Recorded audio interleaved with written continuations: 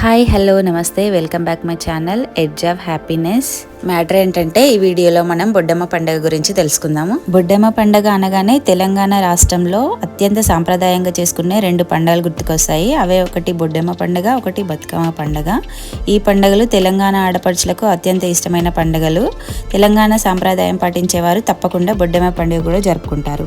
బొడ్డమ్మ పండుగ బతుకమ్మ పండుగకు ముందు వస్తుంది. ఈ పండుగను ఒక్కో ప్రాంతాల్లో ఒక్కో విధంగా జరుపుకుంటారు. భాద్రపద మాసంలో వచ్చే మహాలయ అమావాస్యకి ముందు వినాయక చవితి మరుసటి రోజు బహుళ పంచమి నుంచి 9 రోజులు ఈ పండుగను జరుపుకునేవారు కొందరైతే.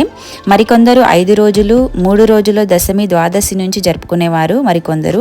ఈ పండుగను బొడ్డెమ్మల పున్నమి అని కూడా అంటారు. ముఖ్యంగా ఈ పండుగను చిన్నవారైన ఆడపిల్లలు మరియు పెళ్లి కాని అమ్మాయిలతో జరిపిస్తారు. బాలికలు ఈ పండుగను భక్తి శ్రద్ధలతో మంచి భర్త రావాలని కోరుకుంటూ ఎంతో సంతోషంగా జరుపుకుంటారు.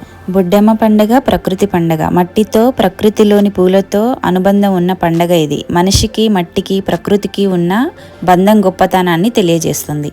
ఈ పండగ జరుపుకునే వారికి ఆనవాయితీ ఉంటుంది. బతుకమ్మను పేర్చినట్లు ఇంటింటా బొడ్డెమ్మను పేర్చరు. కేవలం ఆనవాయితీ ఉన్నవారు మాత్రమే బొడ్డెమ్మను తయారు చేస్తారు. మీకు ఈ బొడ్డెమ్మ పండుగ గురించి తెలుసా లేదా అనేది కమెంట్ బాక్స్లో కమెంట్ చేయండి. ఈ వీడియో ఇంతటితో అయిపోయింది. ఈ వీడియో కనుక మీకు నచ్చినట్లయితే లైక్, షేర్ అండ్ సబ్స్క్రైబ్ చేసుకోండి.